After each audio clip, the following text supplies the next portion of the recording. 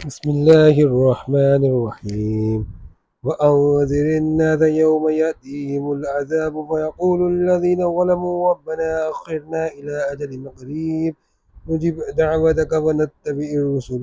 أولم تكونوا أقسمتم من قبل ما لكم من زوال سكنتم في مساكن الذين ظلموا أنفسهم وتبين لكم كيف فعلنا بهم وضربنا لكم الأمثال وقد مكروا مكرهم وعند الله مكرهم وإن كان مكرهم لتزول منه الجبال ولا تحسبن الله مخلف وعده رسله إن الله عزيز ذو انتقام يوم تبدل الأرض غير الأرض والسماوات وبرزوا لله الواحد القهار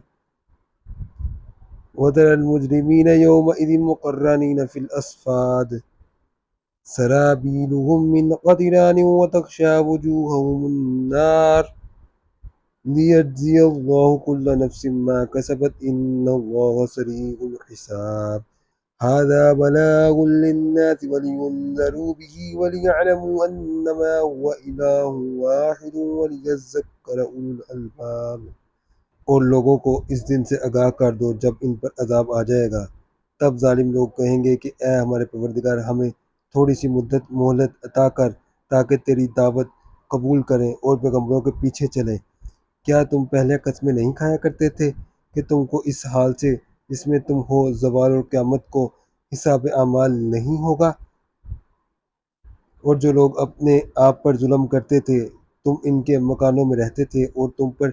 ظاہر ہو چکا تھا کہ ہم نے ان لوگوں کے ساتھ کس طرح کا معاملہ کیا تھا اور تمہارے سمجھانے کے لیے مثالیں بیان کر دی تھیں، اور انہوں نے بڑی بڑی تدبیریں کی اور ان کی سب تدبیریں خدا کے ہاں لکھی ہوئی ہیں۔ وہ تدبیریں ایسی غضب کی تھیں کہ ان سے پہاڑ بھی ٹل جائیں۔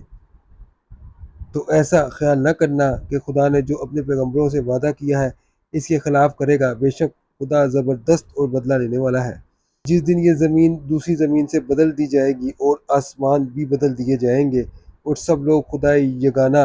اور زبردست کے سامنے نکل کھڑے ہوں گے، اور اس دن تم گناہ گاروں کو دیکھو گے کہ زنجیروں میں جکڑے ہوئے ہیں، ان کے کرتے گندک کے ہوں گے اور ان کے منہوں کو آگ لپیٹ رہی ہوگی۔ یہ اس لیے کہ خدا ہر شخص کو اس کے اعمال کا بدلہ دے، بے شک خدا جلد حساب لینے والا ہے۔